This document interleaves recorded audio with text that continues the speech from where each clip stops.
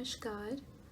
आज की कहानी का शीर्षक है गुप्त धन, जिसे लिखा है मुंशी प्रेमचंद जी ने। तो फिर शुरू करते हैं। बाबू हरिदास का ईंटों का भट्ठा शहर से कुछ दूर पर था। आसपास के देहातों से सैकड़ों स्त्री पुरुष लड़के नित्य आते और भट्टे से ईंट सिर पर उठाकर ऊपर कतारों से सजाते थे। एक आदमी भट्टे के पास एक टोकरी में कौड़ियाँ लिए बैठा रहता था। मजदूरों को ईंटों की संख्या के हिसाब से कौड़ियाँ बांटता था। ईंटें जितनी ही ज़्यादा होती उतनी ही ज़्यादा कौड़ियाँ मिलती। इस लोभ में बहुत से मजदूर बूते के बाहर यानी अपने क्षमता के बाहर काम करते थे। वृद्धों और बालकों को ईंटों के बोझ से अकड़े हुए देखना बहुत करुणाजनक दृश्य था। कभी कभी बाबू हरिदास स्वयं आकर कौड़ी वालों के पास बैठ जाते और ईंटें लादने को प्रोत्साहित करते। यह दृश्य तब और भी दारुण हो जाता, यानी इतना दयावान हो जाता, जब ईंटों की कोई असाधारण आवश्यकता आ पड़ती।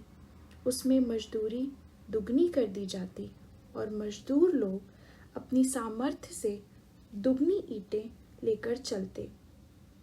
एक एक पग उठाना कठिन हो जाता। उन्हें सिर से पैर तक पसीने में डूबे, भट्ठे की राख चढ़ाए, ईंटों का एक पहाड़ सिर पर रखे, बोझ से दबे देखकर ऐसा जान पड़ता था मानो लोभ का भूत उन्हें जमीन पर पटक कर उनके सिर पर सवार हो गया है। सबसे करुण दशा एक छोटे लड़के की थी, जो सदैव अपनी अवस्था के लड़कों से दुगनी ईंटें उठाता और सारे दिन अविश्रांत बिना विश्राम किए परिश्रम और धैर्य के साथ अपने काम में लगा रहता। उसके मुख पर ऐसी दीनता छाई रहती थी। उसका शरीर इतना कमज़ोर और दुर्बल था कि उसे देखकर दया आ जाती थी। और लड़के बनिए की दुकान से गुड़ लाकर खाते, कोई सड़क पर जाने वाले इक्कों और हवा गाड़ियों की बहार देखता और कोई व्यक्तिगत संग्राम में अपनी जीभ और बाहू के जौहर दिखाता। लेकिन इस गरीब लड़के को अपने काम से काम था। उसमें लड़कपन की न चंचलता थी, न शरारत, न खिलाड़ीपन, यहाँ तक कि उसके होठों पर कभी हंसी भी न आती थी। बाबू हरिदास को उसकी दशा पर दया आती। कभी कभी कौड़ी वाले को इशारा करते कि उसे हिसाब से अधिक कौड़ियाँ दे। कभी कभी वो उसे कुछ खाने को दे देते। एक दिन उन्होंने उस लड़के को बुलाकर अपने पास बैठाया और उसके हालचाल पूछने लगे। ज्ञात हुआ कि उसका घर पास ही के गांव में है। घर में एक वृद्धा माता के सिवा कोई नहीं और वह वृद्धा भी किसी पुरानी रोग से ग्रस्त रहती है।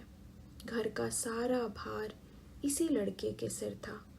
कोई उसे रोटियां बनाकर देने वाला भी न था। शाम को जाता तो अपने हाथों से रोटियां बनाता और अपनी माँ को खिलाता था।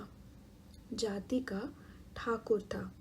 किसी समय उसका कुल धन धान्य संपन्न था। लेन देन होता था और शक्कर का कारखाना चलता था।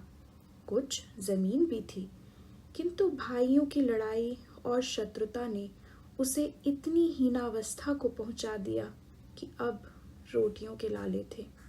लड़के का नाम मगन सिंह था। हरिदास ने पूछा, गांव वाले तुम्हारी कुछ मदद नहीं करते? मगन ने कहा, वाह, उनका बस चले तो मुझे मार डालें।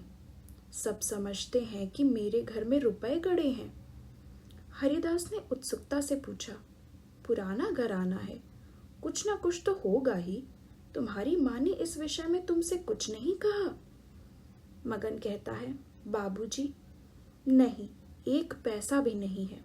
रुपए होते तो अम्मा इतनी तकलीफ क्यों उठाती? बाबू हरिदास मगन सिंह से इतने प्रसन्न हुए कि मजदूरों की श्रेणी से उठाकर अपने नौकरों में रख लिया। उसे कौड़ियाँ बांटने का काम दिया और भट्टे में मुंशी जी को आग्रह करके इसे कुछ पढ़ना लिखना सिखाने का प्रबंध किया। अनाथ के भाग्य जाग उठे। मगन सिंह बड़ा कर्तव्यशील और चतुर लड़का था। उसे कभी देर न होती, कभी नागा न होता। थोड़े ही दिनों में उसने बाबू साहब का विश्वास प्राप्त कर लिया। लिखने पढ़ने में भी कुशल हो गया। बरसात के दिन थे। भट्ठे में पानी भरा हुआ था। कारोबार बंद था। मगन सिंह 3 दिनों से गैर हाजिर था। हरिदास को चिंता हुई। क्या बात है, कहीं बीमार तो नहीं हो गया, कोई दुर्घटना तो नहीं हो गई। कई आदमियों से पूछताछ की पर कुछ पता न चला। चौथे दिन पूछते पूछते मगन सिंह के घर पहुंचे। घर क्या था, पुरानी समृद्धि का ध्वंसावशेष मात्र था, मतलब बहुत ही जर्जर अवस्था में। उनकी आवाज़ सुनते ही मगन सिंह बाहर निकल आया। हरिदास ने पूछा, कई दिन से आए क्यों नहीं, माता का क्या हाल है?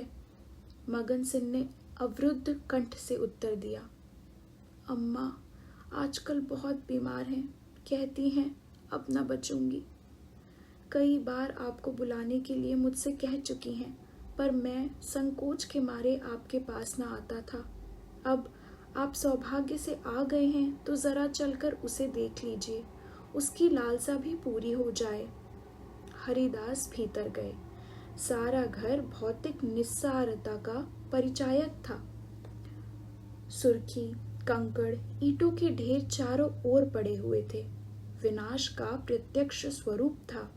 केवल 2 कोठरियां गुजर करने लायक थीं। मगन सिंह ने एक कोठरी की ओर उन्हें इशारे से बताया। हरिदास भीतर गए तो देखा कि वृद्धा एक सड़े हुए काठ के टुकड़े पर पड़ी कराह रही है। उनकी आहट पाते ही आंखें खोली और अनुमान से पहचान गई। वो बोली, आप आ गए, बड़ी दया की। आपके दर्शनों की बड़ी अभिलाषा थी। मेरे अनाथ बालक के नाथ अब आप ही हैं। जैसे आपने अब तक उसकी रक्षा की है, वह निगाह उस पर सदैव बनाए रखिएगा। मेरी विपत्ति के दिन पूरे हो गए। इस मिट्टी को पार लगा दीजिएगा। एक दिन घर में लक्ष्मी का वास था। बुरे दिन आए तो उन्होंने भी आंखें फेर ली। पुरखों ने इसी दिन के लिए कुछ पूंजी धरती माता को सौंप दी थी। उसका बीजक यानी कि ऐसी सूची जिसमें पुराने गढ़े हुए धन के बारे में पूरी जानकारी होती है, बड़े यत्न से रखा था, पर बहुत दिनों से उसका कहीं पता न लगता था। मगन के पिता ने बहुत खोजा पर पा न सके, नहीं तो हमारी दशा इतनी हीन न होती। आज 3 दिन हुए मुझे वह बीजक आप रद्दी कागजों में मिल गया।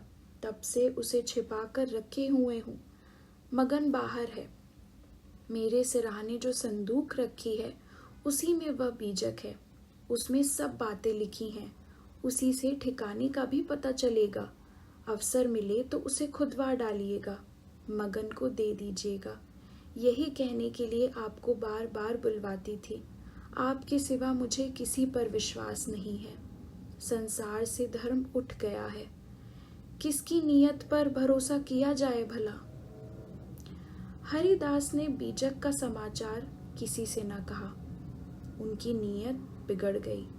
दूध में मक्खी पड़ गई।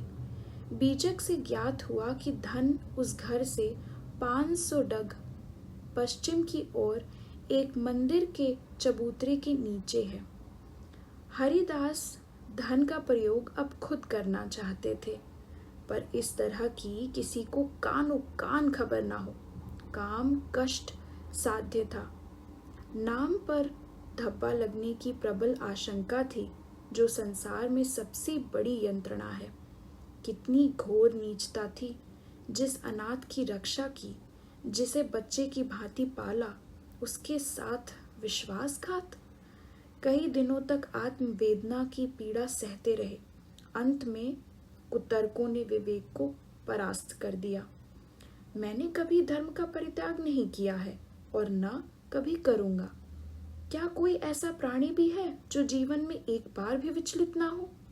वो सोचते, यदि है तो वह मनुष्य नहीं, देवता है, और मैं मनुष्य हूं। मुझे देवताओं की पंक्ति में बैठने का दावा नहीं करना चाहिए। तो आज की कहानी बस यहीं तक। इसके आगे की कहानी हम दूसरे भाग में सुनेंगे। धन्यवाद।